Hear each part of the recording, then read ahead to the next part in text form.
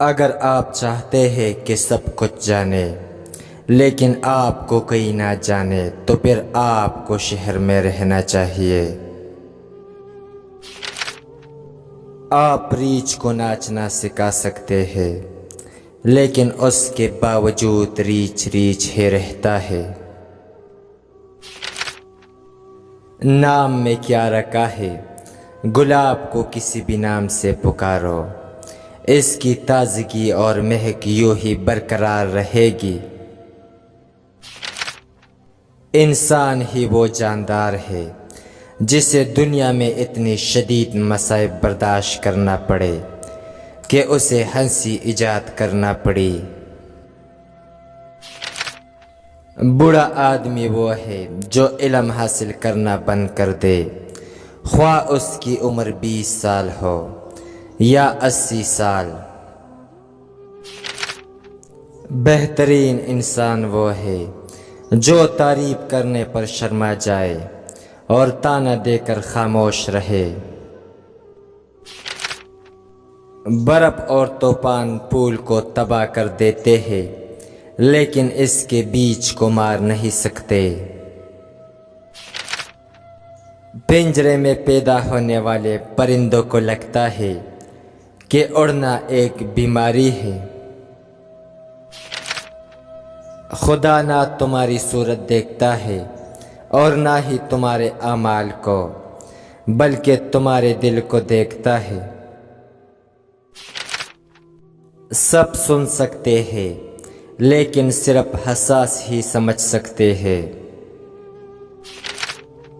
یا تو مجھے مزید شراب دو یا مجھے اکیلا چھوڑ دو۔ ساتھ چلنے والے مخلص ہو تو برے وقتوں سے بھی لطف اٹھایا جا سکتا ہے۔ کچوے آپ کو سڑک کے بارے میں خرگوش سے زیادہ بتا سکتے ہیں۔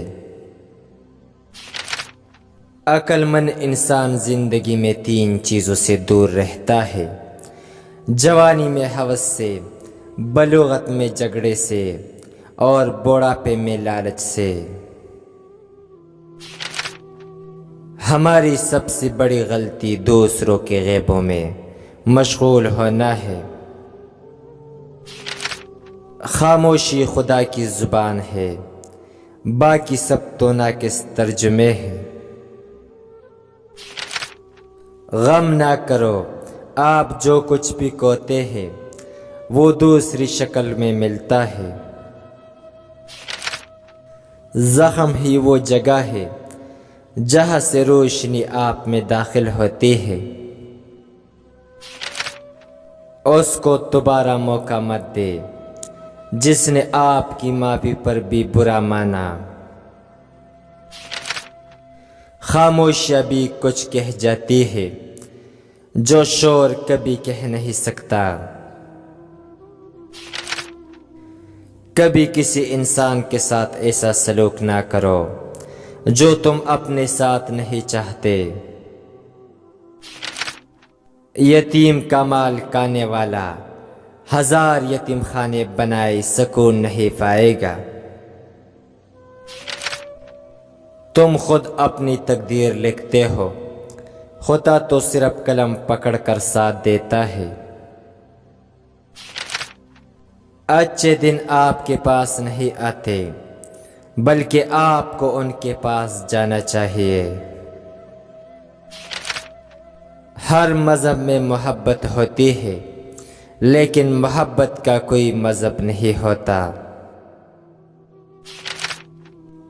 جب بھی آپ اکیلے ہو تو اپنے آپ کو یاد دلائے کہ خدا نے باقی سب کو رخصت کیا تاکہ وہاں صرف آپ اور وہ ہو۔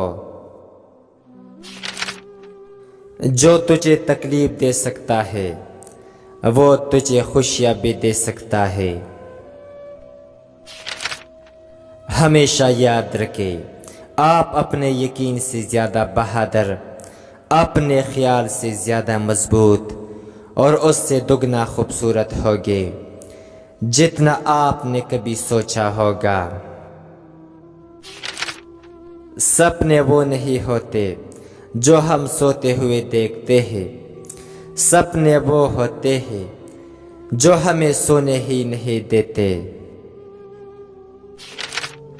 جوتا بنانے والا اس لیے اچھا جوتا بناتا ہے کہ وہ اور کچھ بناتا ہی نہیں۔